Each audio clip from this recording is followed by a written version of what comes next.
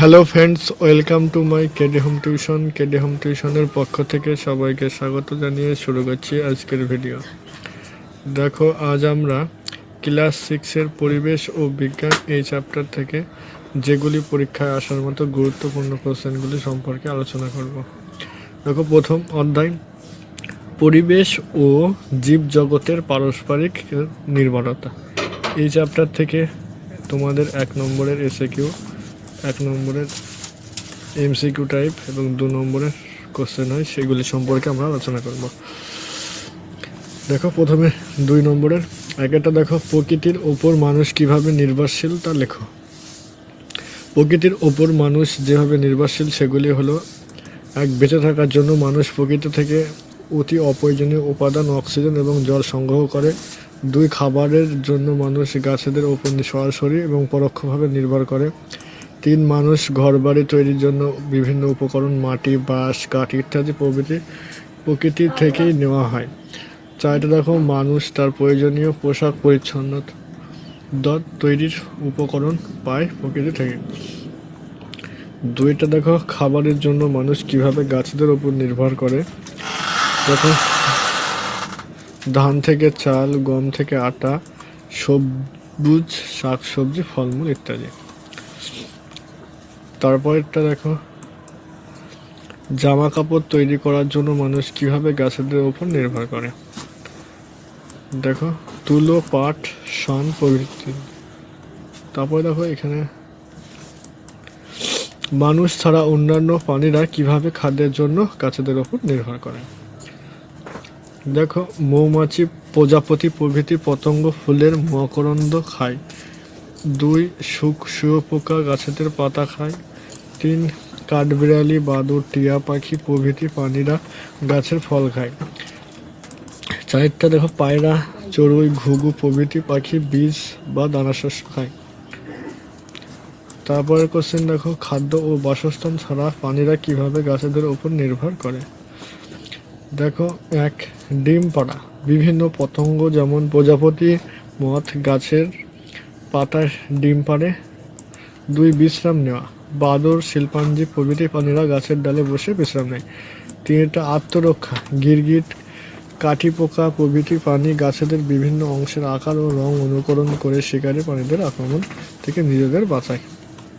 এবং 4, দেখো, দুর্যোগ থেকে রক্ষা পাওয়া, বন্যা দেখা দিলে বহু প্রাণী গাছেদের ডালে উঠে বসে থাকে। পরের কোশ্চেন দেখো, জামা কাপড় ও অন্যান্য প্রয়োজনীয় সামগ্রী তৈরি করার জন্য পাট, নারকেল, শন গাছ কিভাবে সাহায্য করে, উদ্ভিদকে কিভাবে কাজে লাগানো হতো সেটা লেখো। দেখো, পাট তৈরিতে কাণ্ডের তন্তু উদ্ভিদের এখান থেকে যেসব কাজে লাগে: দড়ি, বস্তা, শোন, ব্যাগ, কার্পেট, আসন, গয়না, বস্ত্রশিল্প প্রভৃতি। তো দেখো, আগে যেসব কাজে লাগানো হতো: দড়ি, থলে, তিরপল প্রভৃতি ইত্যাদি।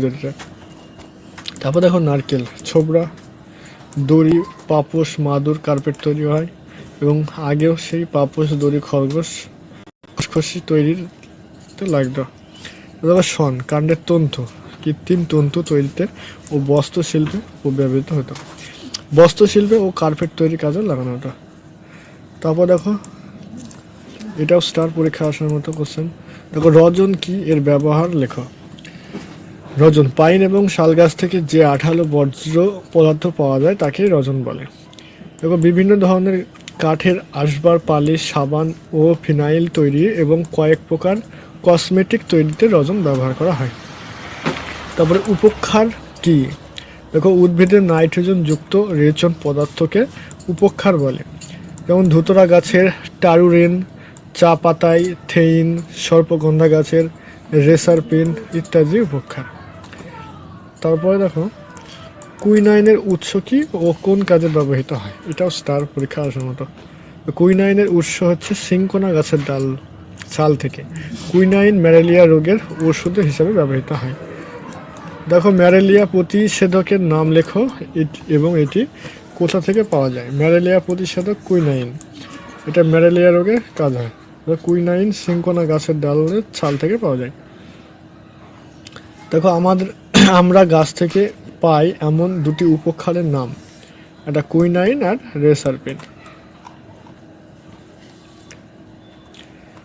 দেখো, ধান খেতে এজোলা চাষ করলে জমিতে সার দেওয়ার প্রয়োজন হয় না কেন? স্টার।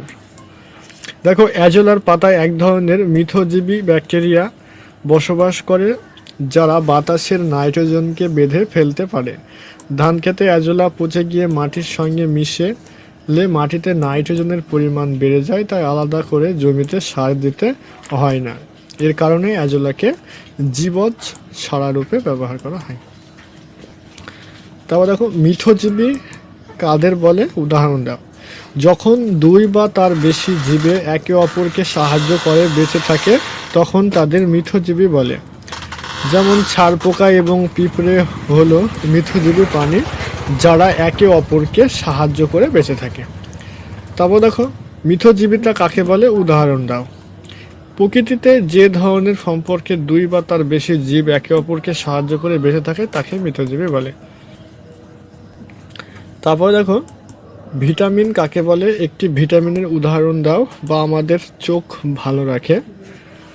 ভিটামিন হলো জীবদেহের বৃদ্ধি এবং সুস্বাস্থ্যের জন্য অন্য অত্যন্ত সরকারি একটি উপাদান। ভিটামিন এ চোখ ভালো রাখে। তো দেখো, ভিটামিন এ আর ভিটামিন ডি এর কাজ কি?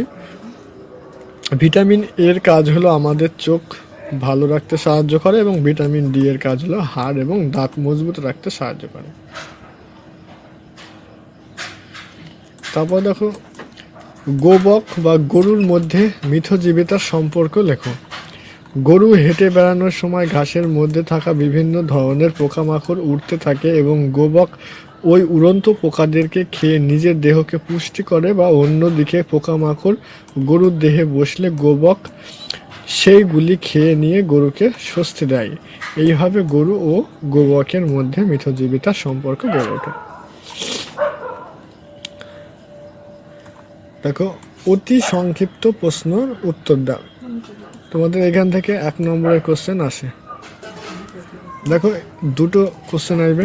দেখো, একটা, এজোলা এক ধরনের কি? পান।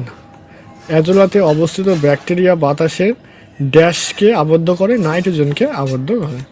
তো দেখো, যে ক্ষেত্রে দুই বা তার বেশি জীব একে অপরের সাথে বেঁচে থাকে তাকে বলা হয় মিথজীবী। তারপর দেখো, এজোলা এবং তার পাতায় থাকা ব্যাকটেরিয়ার মধ্যে যে ড্যাশ এর সম্পর্ক দেখা যায়, মিথজীবিতার সম্পর্ক দেখা যায়। তারপর দেখো, গরুর গায়ে বসে থাকা পোকাদের ড্যাশরা খেয়ে ফেলে, গোবকরা খেয়ে ফেলে। তো দেখো, অনেক সময় কাউন মাছকে তাড়া করে আসা প্রাণীরা সাগর কুসুম এর শিকার হয়। তো দেখো, পিঁপড়েদের সঙ্গে ড্যাশদের মিথজীবিতা দেখা যায়, তা হচ্ছে জাব পোকাদের।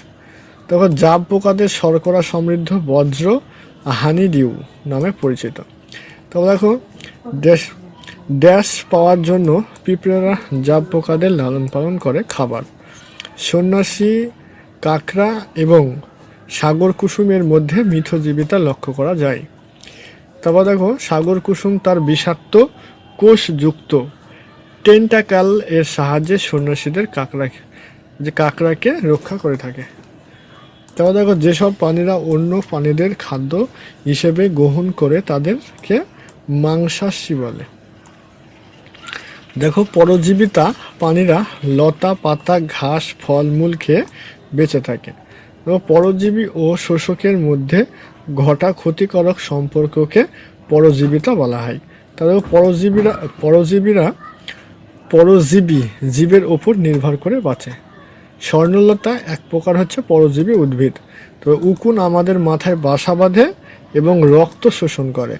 ম্যালেরিয়া জীবাণু প্লাজমোডিয়াম ও যকৃৎ লোহিত রক্তকণিকায় বাসা বাঁধে, ম্যালেরিয়া রোগ। তারপর দেখো, আমাশয় জীবাণুর নাম হচ্ছে অ্যান্টামিবা হিস্টোলাই। তারপর দেখো, এখান থেকে তোমাদের 1 নম্বরের কোশ্চেন আসে। দই প্রস্তুত করার জন্য প্রয়োজন হচ্ছে কি? দুধ। বলছে, আগে থেকে পেতে রাখা দইয়ের কিছুটা অংশকে কি বলা হয়? দইয়ের সাজা। দইয়ের সাজায় থাকে কি? ব্যাকটেরিয়া। দইয়ের সাজায় অনুপস্থিত অণুজীবের পোশাকি নাম হচ্ছে ল্যাক্টোব্যাসিলাস। ল্যাক্টোব্যাসিলাস দুধের মধ্যে তৈরি করে ল্যাকটিক অ্যাসিড। তো দুধকে দই তৈরিতে সাহায্য করে যে ব্যাকটেরিয়া তা হচ্ছে ল্যাক্টোব্যাসিলাস। ইস্ট এক প্রকার ছত্রাক। পাউরুটির গায়ে অসংখ্য ফুটো থাকে কারণ পাউরুটি তৈরির সময় নির্গত হয় কার্বন ডাই অক্সাইড। পাউরুটিতে তৈরিতে প্রয়োজন হলো ময়দা, জল, চর্বি, ইস্ট। তারপর দেখো স্ট্রেপ্টোমাইসিন ও এরিথ্রোমাইসিন নামক অ্যান্টিবায়োটিক পাওয়া যায় কোথা থেকে? তা হচ্ছে স্ট্রেপ্টোমাইসিস থেকে। এরিথ্রোমাইসিন ওষুধটা পাওয়া যায় কোথা থেকে? ব্যাকটেরিয়া থেকে। দেখো উপকারী পতঙ্গটি হচ্ছে মৌমাছি। আর মধু পাওয়া যায় কোথা থেকে? মৌচাক থেকে। পাউরুটি তৈরিতে লাগে আটা, ময়দা, জল আর ইস্ট। ময়দায় থাকা শর্করাকে ইস্ট ভেঙে ফেলে। ময়দা বা আটার মিশ্রণটাকে ফুলে ফেপে উঠতে সাহায্য করে কে? Carbon die oxide. তবে ক্ষতিকর ব্যাকটেরিয়া মানবদেহে বিভিন্ন রোগ সৃষ্টি করে। কয়েক প্রকার ব্যাকটেরিয়া থেকে পাওয়া যায় অ্যান্টিবায়োটিক জীবাণুদের মেরে ফেলে। স্ট্রেপ্টোমাইসিস এক ধরনের উপকারী ব্যাকটেরিয়া বা জীবাণু। এরিথ্রোমাইসিন পাওয়া যায় স্ট্রেপ্টোমাইসিন থেকে। দেখো দই পাতার জন্য যে জিনিসটা প্রয়োজন তা হচ্ছে দইয়ের সাজা। অল্প গরম দুধে দইয়ের সাজা, দই জমে যায়।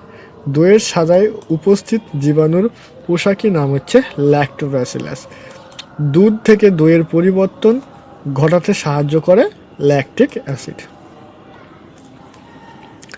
প্রজাপতিরা ফুলের মধু ও কি খায়? পরাগরেণু খায়। ফুলের এত রং আর গন্ধের আয়োজন কেবলমাত্র পতঙ্গ আর অন্যান্য প্রাণীদের কাছে টানার জন্য। বলছে এক ফুলের রেণু অন্য ফুলের মাখামাখি হয়ে পরাগ মিলন ঘটে। ফুলের মধ্যে যে মিষ্টি রস থাকে তাকে বলা হয় মকরন্দ। কচু ফুলের পরাগযোগ ঘটে শারমুখ এর সাহায্যে। কলকে ফুলের পরাগ মিলনে সাহায্যকারী একটি পাখির নাম হচ্ছে কি? মৌটুসি। ফল ও বীজ সৃষ্টির জন্য বীজ খুবই প্রয়োজন। বাদুড় ফল ও চারাগাছকে ছড়িয়ে পড়তে সাহায্য করে।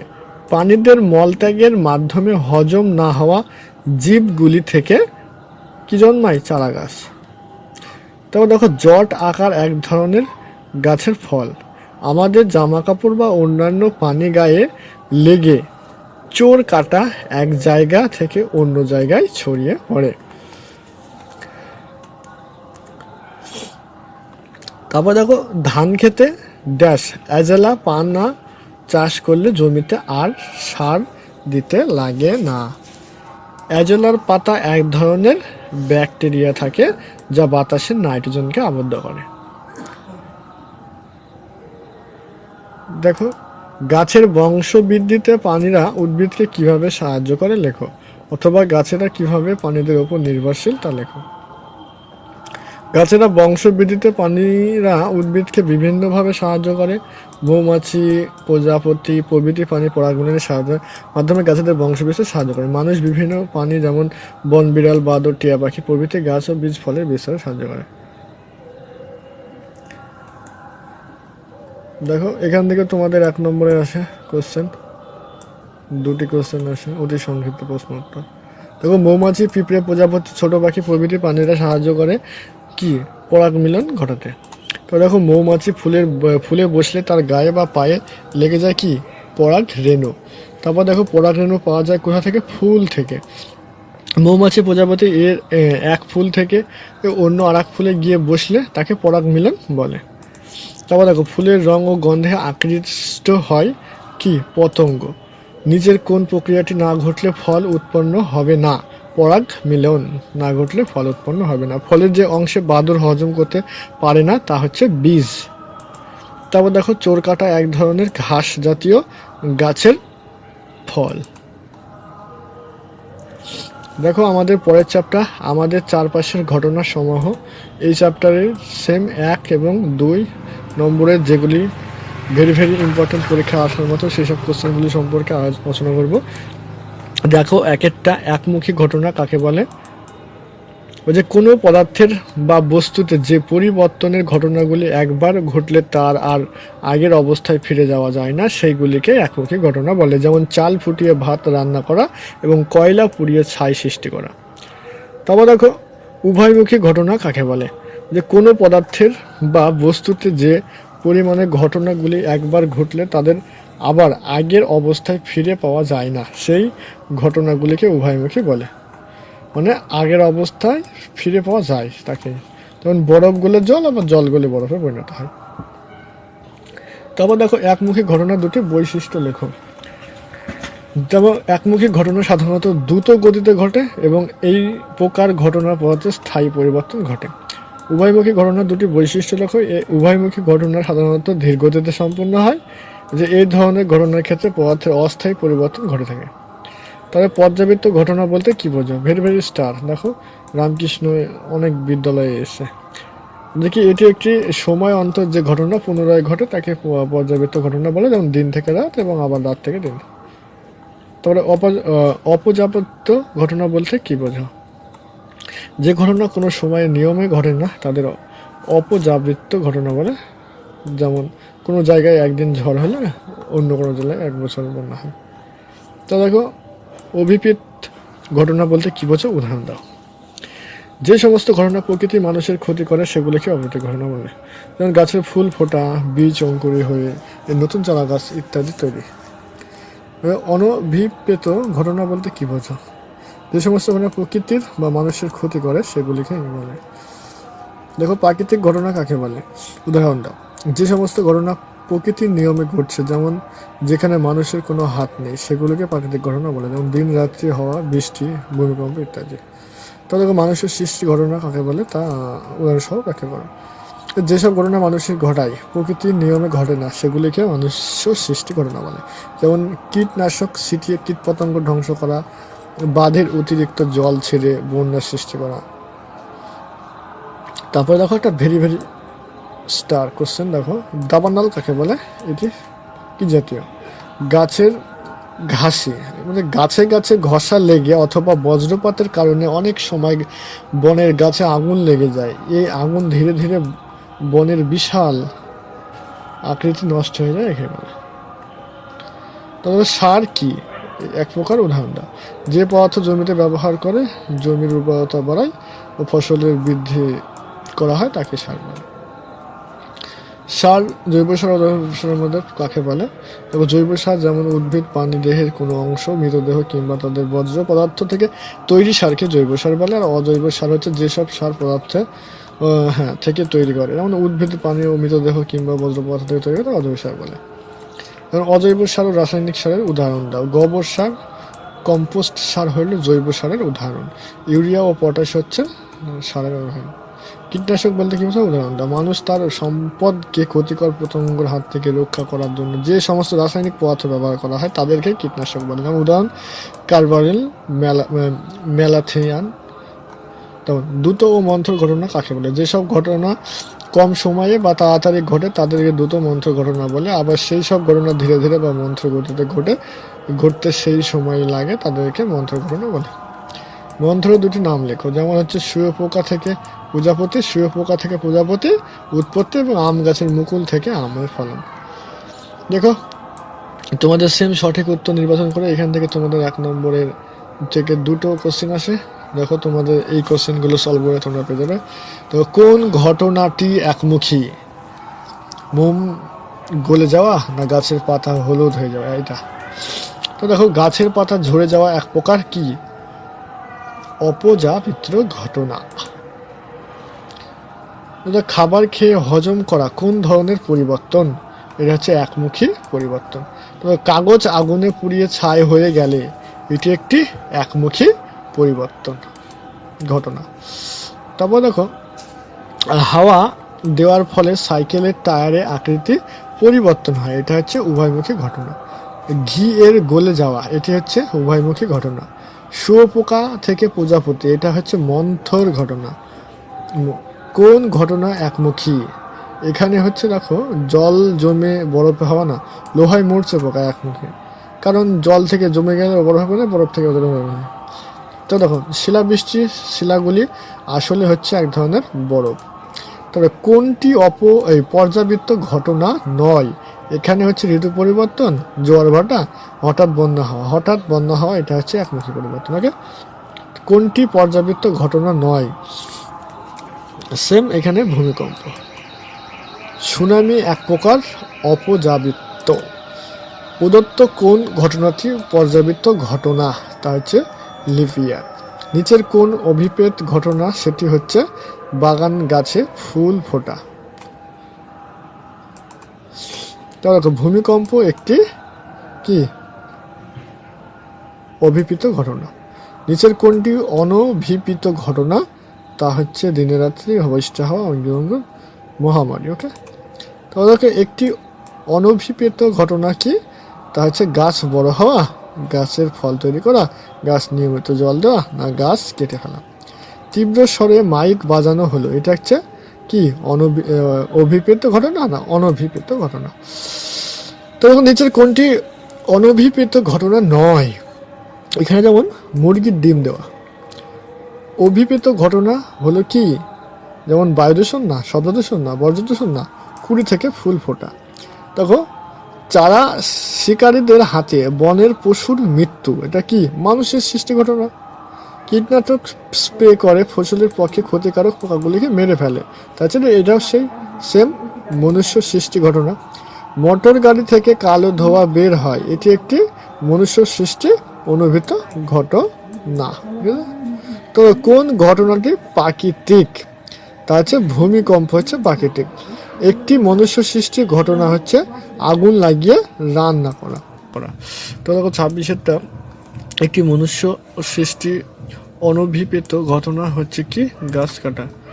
তারপর দেখো 27-এরটা যে ব্যাঙ বা পাখি ফসলের পক্ষে ক্ষতিকারক পোকামাকড় খেয়ে নেয়, এটি একটি প্রাকৃতিক ঘটনা। তারপর দেখো একটি প্রাকৃতিক অনভিপ্রেত ঘটনা হচ্ছে কি যে আগ্নেয়গিরির অগ্নুৎপাতের ঘটা।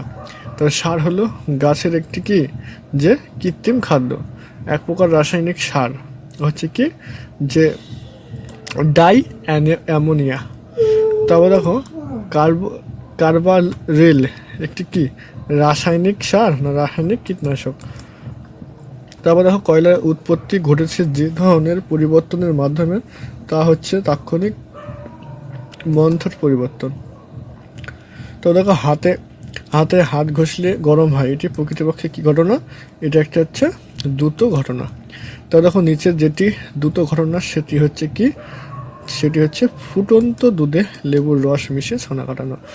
তারপরে দেখো আম গাছের মুকুল থেকে আম হওয়ার ঘটনা হচ্ছে মন্থর ঘটনা। তারপরে দেখো সবজিকে ছোট ছোট টুকরো করলে মোট ক্ষেত্রফল একই থাকে না বেশি হয়। তারপরটা দেখো এখানে শূন্যস্থান পূরণ করো। এখানে তোমাদের 1 নম্বরে 2টি কোশ্চেন হয় এই অধ্যায় থেকে। দেখো যে ঘটনাগুলি একবার ঘটে আর উল্টো দিকে ফিরে যাওয়া যায় না সেগুলিকে একমুখী ঘটনা বলে। তো দেখো কিছু ঘটনা যে পদার্থের বা বস্তুতে ঘটেছে তাদের আবার আগের অবস্থায় ফিরে যাওয়া যায়, তাকে উভয়মুখী বলে। তারপর দেখো একটি নির্দিষ্ট সময় পরে পরে যে ঘটনা পুনরায় ঘটে তাকে কি বলে? পর্যাবৃত্ত ঘটনা। তারপর দেখো লিপিয়ার একটি ড্যাশ ঘটনা, লিপিয়ার একটি পর্যাবৃত্ত ঘটনা। তারপর দেখো জোয়ার ভাটা কি? জোয়ার ভাটা একটি পর্যাবৃত্ত ঘটনা। তারপর দেখো যে ঘটনা প্রকৃতপক্ষে মানুষের ক্ষতি করে না সেগুলিকে কি বলে? অভিপ্রেত ঘটনা। তারপর দেখো যে ঘটনাগুলি প্রকৃত মানুষের ক্ষতি করে সেগুলিকে বলা হয় অনভিপ্রেত ঘটনা। ড্যাশ হলো একটি অনভিপ্রেত ঘটনা, তা হচ্ছে কি? ভূমিকম্প। তবে প্রকৃতির বড় বড় গাছ কেটে ফেললে এক প্রকার ঘটনা, তাকে বলা হয় অনভিপ্রেত ঘটনা। দেখো বাড়িতে ফ্রিজ বা এয়ার কন্ডিশনার ব্যবহারের পরিষেবার ক্ষেত্রে ড্যাশ ঘটনা হলে অনভিপ্রেত ঘটনা ঘটে। তবে যে ঘটনাগুলিকে প্রকৃতপক্ষে নিজ থেকেই ঘটে সেগুলিকে মানুষের কোনো হাত নেই সেগুলি কি? প্রাকৃতিক ঘটনা। তারপর দেখো রাসায়নিক কীটনাশক সার এবং মাছের দেহে প্রবেশ করলে নানা ধরনের কি দেখা যায়? বিষক্রিয়া। তো যে রাসায়নিক পদার্থ কীটপতঙ্গ দমনে ব্যবহার করা হয় তাকে বলা হয় কীটপতঙ্গ। তারপর দেখো ম্যালথিয়ান একটি কি? ম্যালথিয়ান একটি রাসায়নিক পদার্থ। তারপর দেখো ডাই অ্যামোনিয়া ফসফেট কৃষি জমিতে রাসায়নিক সার হিসেবে ব্যবহার করা হয়। তারপরে ছোলা ভিজিয়ে রাখলে সঙ্গে সঙ্গে ছোলার কি অঙ্কুর বের হয়। তারপরে ভিজে জামা কাপড় জড়ো করে শুকোতে দিলে শুকানোকে দেরি হয়। তারপরে দেখো ভিজে জামা কাপড় ছড়িয়ে শুকো দিলে তাড়াতাড়ি শুকানো হয়। তারপর দেখো নারকেল গাছের চারা থেকে নারকেল পাওয়া যায়, এটি একটি মন্থর ঘটনা। তারপরে আম গাছের চারা থেকে আম গাছ পাওয়া যায়, তার চেয়ে এটা সেই মন্থর ঘটনা। তারপরে খাবার হজম হয়ে পেশিতে শক্তি পেতে বেশি কয়েক ঘন্টা সময় লাগে। তবে খাবার খাওয়ার সঙ্গে সঙ্গে আমাদের শক্তি পাওয়া যায় না।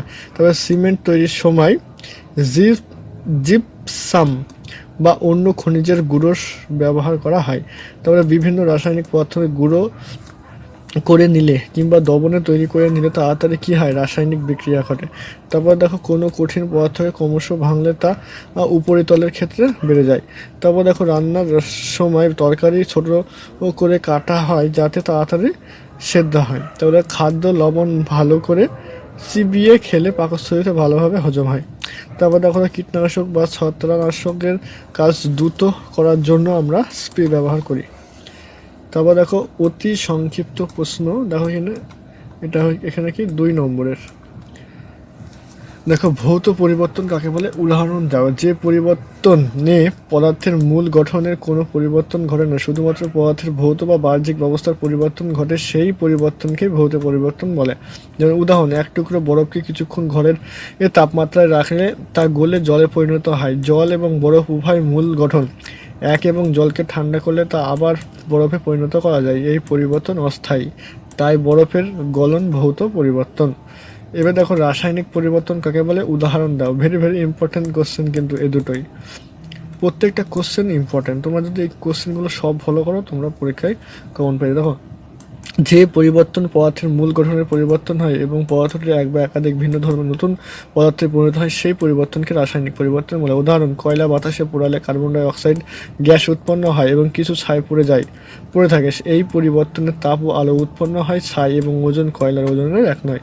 তো দেখো ভৌত পরিবর্তনের বৈশিষ্ট্য কি, একটা ভৌত পরিবর্তন পদার্থের বাহ্যিক অবস্থার পরিবর্তন ঘটে এবং নতুন ধর্ম বিশিষ্ট কোনো পদার্থ সৃষ্টি করবে। 2, দেখো এই পরিবর্তন অস্থায়ী, পরিবর্তনের কারণ সরিয়ে নিলে পদার্থ আগের অবস্থায় ফিরে আসে।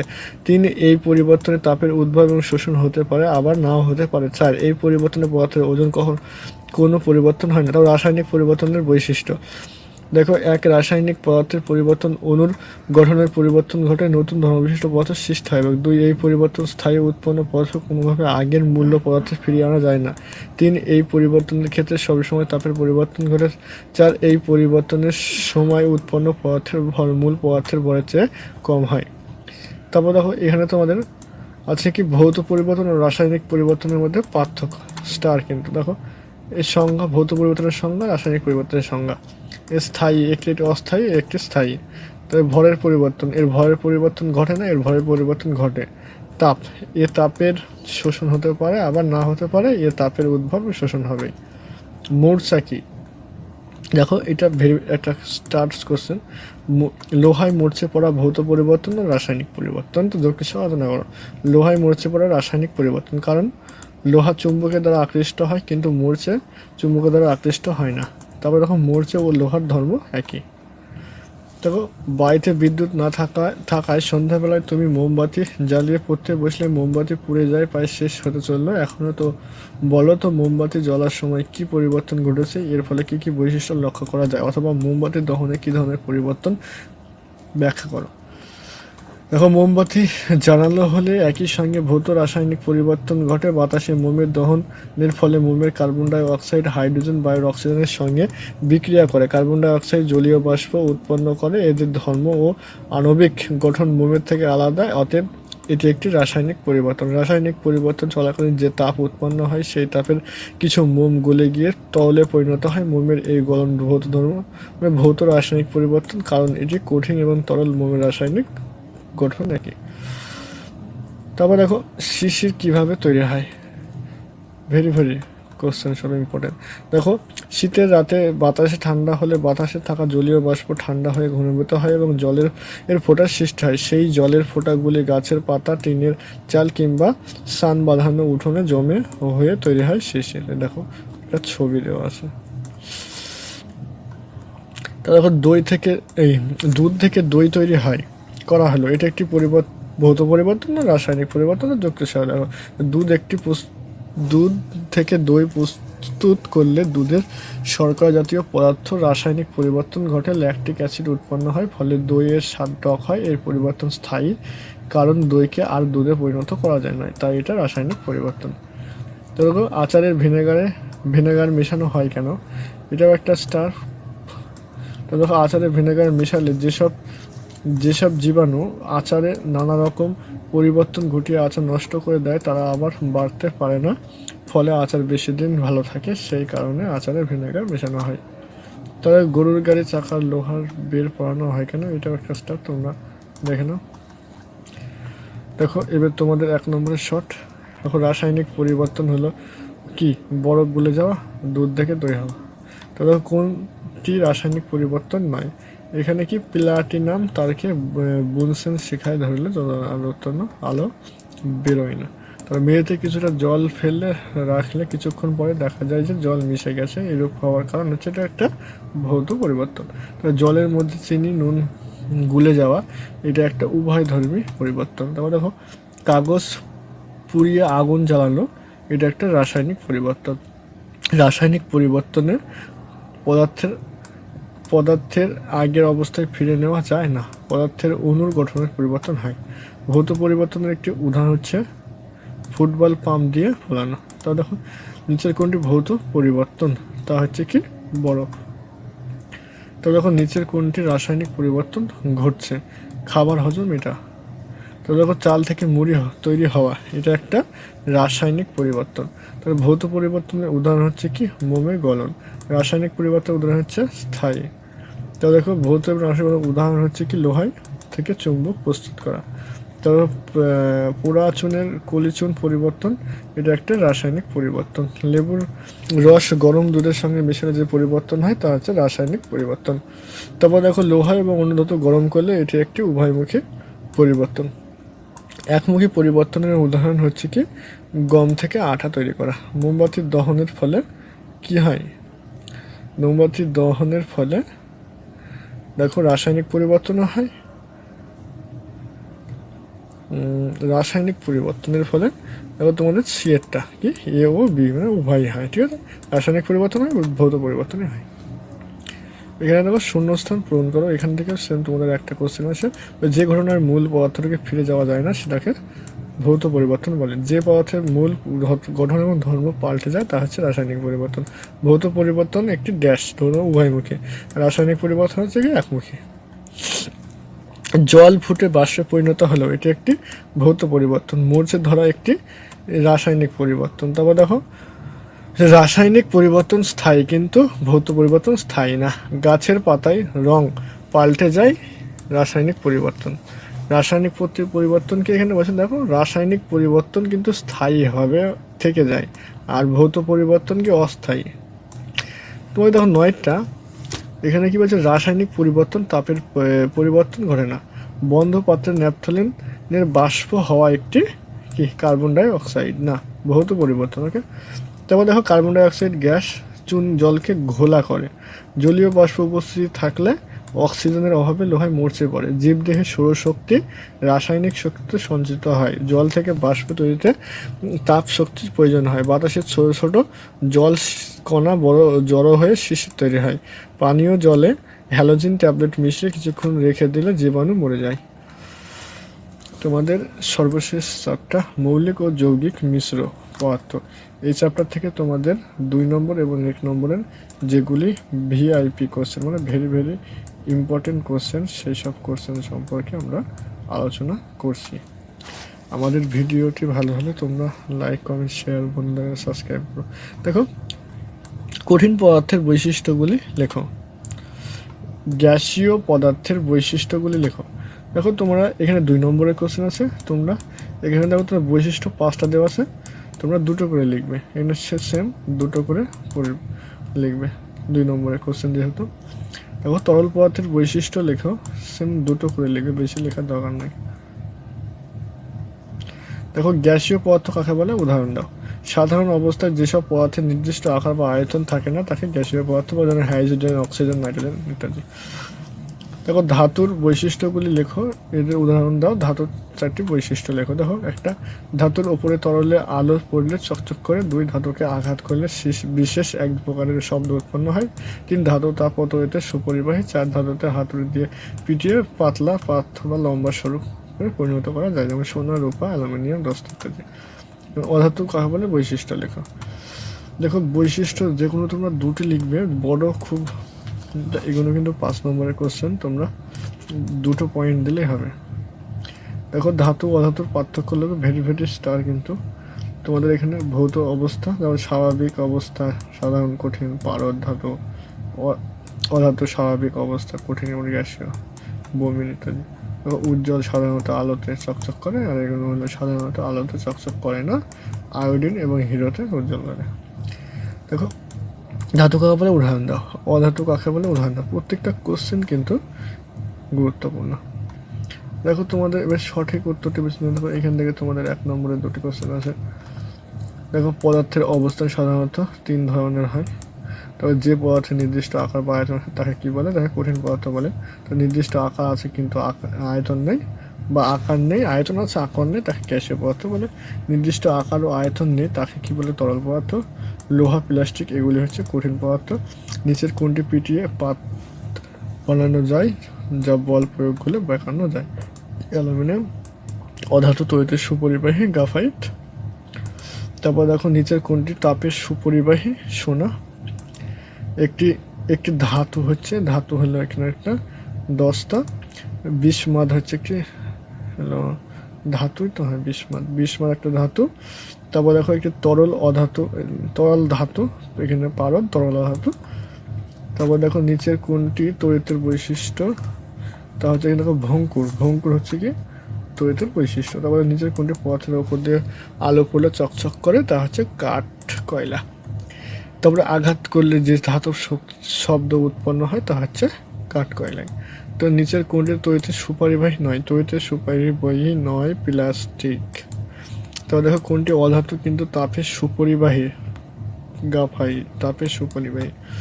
তারপর দেখো তড়িৎ পরিবহন করে কে? তা হচ্ছে গ্রাফাইট, তড়িৎ পরিবর্তন করে। নিচের কোনটি অধাতু? অধাতু হচ্ছে গ্রাফাইট। তরল অধাতু হচ্ছে বমিন। তারপর দেখো হিরে একটি কি? হিরে একটি অধাতু। কার্বন একটি অধাতু। বমিন একটি তরল ধাতু। তারপর দেখো পদার্থের 3 ধরনের অবস্থা থাকে, কঠিন, তরল, গ্যাসীয়। ওকে। তবে দেখো কঠিন পদার্থের নির্দিষ্ট আকার ও আয়তন আছে, তরল পদার্থের নির্দিষ্ট আকার আয়তন কিছু আছে, গ্যাসীয় পদার্থের নির্দিষ্ট আকার ও আয়তন আছে। ধাতুর ওপর আঘাত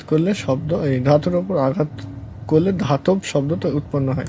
ধাতুর উপরে তলে আলো পড়লে চকচক করে। বলছে ধাতু তাপ ও তড়িতে পরিবাহী হয়। লোহা, তামা, অ্যালুমিনিয়াম পদার্থগুলি ধাতু। কয়লা, কাঠ, প্লাস্টিক, ফসফরাস ইত্যাদি এগুলি হচ্ছে অধাতু। ধাতু স্বাভাবিক অবস্থায় কঠিন। ধাতুগুলি সাধারণত কঠিন পদার্থ। একটি তরল ধাতু হচ্ছে পারদ। জল অপেক্ষা হালকা একটি ধাতু হলো সোডিয়াম। অধাতু সাধারণত তাপ ও তড়িতের কুপরিবাহী। কাঠ, কয়লা তাপের কুপরিবাহী, কারণ এটিতে একটি দেখো গ্রাফাইট একটি অধাতু। তারপরে এখানে দেখো হিরে একটি অধাতু হলে তাপের সুপরিবাহী। হিরে অধাতু হলেও সুপরিবাহী। তরল একটি অধাতু, বমিন। আয়োডিন চকচক গ্লাস হলেও এটি একটি অধাতু। আর্সেনিকের মধ্যে ধাতু এবং উভয় ধর্ম বর্তমান থাকে ধাতু গল্পর। তবে দেখো আর্সেনিকের উপস্থিতিতে পানীয় জল বিষাক্ত হয়। তারপর দেখো জলকে যৌগ বলে কেন, বা জলকে যৌগিক পদার্থ বলা হয় না? কি কি কারণে যৌগিক পদার্থ বলা যেতে পারে? দেখো জলকে ভাঙলে বিভিন্ন মৌলিক পদার্থ পাওয়া যায়। জল যেভাবে প্রস্তুতি হোক না কেন যে কোনো জায়গা থেকে সংগ্রহ করা যায়। তার মধ্যে উৎপাদন মৌলগুলির পরিমাণ একই থাকে। জলের উৎপাদন মৌলগুলি সহজেই পৃথক করা যায় না। উপযুক্ত কারণগুলি যৌগিক পদার্থ পাওয়া যায়। তবে মিশ্র ও যৌগিক পদার্থের পার্থক্য লেখো। দেখো এখানে 2টি পার্থক্য আছে, 2 নম্বরের কোশ্চেন হয়। 3টে দেওয়া আছে। তাহলে চিহ্ন কাকে কি কি কাজে জানা যায়? তো দেখো চিহ্নের দ্বারা কোনো মৌলের নাম সংকেত বোঝায় বা চিহ্নের সাহায্যে কোনো মৌলের একটি পরমাণুর সংকেত, মানে সংকেত কাকে বলে উদাহরণ দাও। যার দ্বারা কোনো মৌলিক বা যৌগিক পদার্থের অনুচিহ্নিত সাহায্যে সংক্ষেপে প্রকাশ করা যায় তাকে মৌলিক। অক্সিজেন সংকেত O2 আর জলের সংকেত H2O। CO2 এর সংকেত থেকে কি কি জানা যায়? দেখো যৌগিক কার্বন ডাই অক্সাইড যৌগটি কার্বন এবং অক্সিজেন দুটি মৌল দিয়ে গঠিত। কার্বন ডাই অক্সাইড একটি অণু এবং একটি পরমাণু ও দুটি অক্সিজেনের পরমাণু নিয়ে গঠিত। প্রতীক চিহ্ন কাকে বলে? দেখো যার দ্বারা মৌলিক পদার্থের নাম সংখ্যায় প্রকাশ করা হয় তাকে প্রতীক চিহ্ন বলে। হাইড্রোজেনের চিহ্ন H আর কার্বনের C। এখানে দেখো শর্ট নাইট্রোজেনের সংকেত হচ্ছে N, ওকে। সোডিয়ামের সংকেত S না N, হ্যাঁ সোডিয়াম বলে S দুটির সাথে হবে না। সি হচ্ছে ক্যালসিয়াম। Chromium CR। কে চিহ্নের মূল হচ্ছে কি ক্রোমিয়াম না পটাশিয়াম। তারপর দেখো ফ্লোরিনের হচ্ছে F। সোনার সংকেত হচ্ছে AU। পটাশিয়ামের হচ্ছে K। তবে CO এর মৌলিক চিহ্ন হচ্ছে কি কোবাল্ট। প্লাটিনামের PT। তারপর দেখো ম্যাঙ্গানিজের MN। তারপরে বেরিলিয়ামের চিহ্ন হচ্ছে BE। চার্জ সিলভার রজতের হচ্ছে কি রূপো। আর্জেন্টাইন হচ্ছে কি সিলভার। AG হচ্ছে এক ধরনের রূপো। রূপার চিহ্ন হচ্ছে AG। তারপর দেখো পারমাণবিকতা শব্দটি মৌলের সঙ্গে সম্পর্কিত। সাদা ফসফরাসের পারমাণবিক হলো 4। মৌলের অণুকে প্রকাশ করা হয় সংকেতের দ্বারা, সংকেতের সাহায্যে। Mn হচ্ছে M² NX। একটি পারমাণবিক গ্যাস হচ্ছে হিলিয়াম। সালফার ডাই অক্সাইডে অক্সিজেনের পরমাণুর সংখ্যা হচ্ছে 3টি। ফসফরাস পেন্টাক্লোরাইড ও ক্লোরিনের পরমাণুর সংখ্যা হচ্ছে 5টি। হাইড্রোজেনের অণুর সংখ্যা হচ্ছে দ্বিপরমাণুক। ফসফরাসের অণু হচ্ছে কি চতুর্থ পরমাণুক। জলের সংকেত H2O। হাইড্রোজেনের সালফাইডের সংকেত H2S। তারপর দেখো নিশা দলের রাসায়নিক সংকেত হচ্ছে NH4CI। দেখো মৌলের সংক্ষিপ্ত নামকে বলা হয় চিহ্ন। সালফারের মৌলের চিহ্ন হচ্ছে S, সোডিয়ামের চিহ্ন Na, পটাশিয়ামের চিহ্ন K, এর হচ্ছে পটাশিয়াম। সোডিয়ামের ল্যাটিন শব্দ ন্যাটিয়াম। অক্সিজেনের অণু হচ্ছে কি পারমাণবিকতা। মৌলিক অণুর সংখ্যা পরমাণু থেকে পারমাণবিকতা। তারপর পারমাণবিকতা। ফসফরাসের পারমাণবিকতা হচ্ছে 4। মৌল ও যৌগের পারমাণবিক অক্সিজেন এবং পারমাণবিকতা হলো 2। ধাতু ও নিষ্ক্রিয় মৌল ছাড়া পরমাণু স্বাধীনভাবে থাকতে পারে না। হাইড্রোজেন অণুর পারমাণবিকতা হচ্ছে 2। ম্যাগনেসিয়াম অক্সিজেন জুড়ে নতুন যৌগটি তৈরি করা হয় তা হচ্ছে ম্যাগনেসিয়াম অক্সাইড। কার্বন ডাইঅক্সাইড যৌগতে 1 থেকে 2টা থাকে। তবে কার্বন মনোক্সাইডের অনুপাত হচ্ছে 1:1। মিথেন যৌগের অণুতে হচ্ছে কি 1টি এবং 4টি থাকে। মিথেনের সংকেত হচ্ছে CH4। অ্যামোনিয়া থাকে 1 এবং নাইট্রোজেনে থাকে 3। হাইড্রোজেন সালফাইড যৌগতে অণুতে 2 এবং এখানে হবে 1টি সালফার থাকে। সালফার ডাই অক্সাইডের যৌগটির অণুতে 1টি সালফার এবং পরমাণু থাকে 2টি। SO2 এর সংকেত হচ্ছে 1। হাইড্রোজেন ক্লোরাইডের সংকেত হচ্ছে 1। PCI5 এর সংকেত হচ্ছে ফসফরাস পেন্টাক্লোরাইড। দ্রবণ কাকে বলে উদাহরণ দাও। দেখো দাবক কাকে বলে উদাহরণ দাও। ভেরি কিন্তু ইম্পর্টেন্ট কোশ্চেন, হ্যাঁ তোমরা একটু দেখে নাও। তো দেখো দাব্য কাকে বলে উদাহরণ দাও। প্রত্যেকটা কোশ্চেন কিন্তু ইম্পর্টেন্ট, এগুলোই ফলো করো তোমরা কমন পেয়ে যাবে, তোমাদের অন্য কোনো ফলো করার দরকার নাই কোশ্চেন। দেখো আমাদের ধাতু কাকে বলে উদাহরণ দাও। আর অধাতু কাকে বলে উদাহরণ দাও। তো দেখো এটা তো হলো, এটা দেখো ডবল একই কোশ্চেন। দেখো ডবল ধাতু কাকে বলে অধাতু কাকে বলে। আবার দুটো কথা বলে কোশ্চেনগুলো ডবল হয়ে গেছে। তো গ্যাসীয় পদার্থ বলে উদাহরণ দাও। দেখো দ্রবণের যে পদার্থগুলি যায় সেটাকে বলা হয় দ্রাবক। জল এবং চিনির মিশ্রণের ক্ষেত্রে জল দ্রাবক চিনি। জল চিনি নুনের মিশ্রণকে বলা হয় জল। তরলে গ্যাসের দ্রাবণের উদাহরণ হচ্ছে সোডা ওয়াটার। চিনির শরবতকে বলা হয় মিশ্র পদার্থ। কাদা গোলা জল হচ্ছে কি মিশ্র পদার্থ।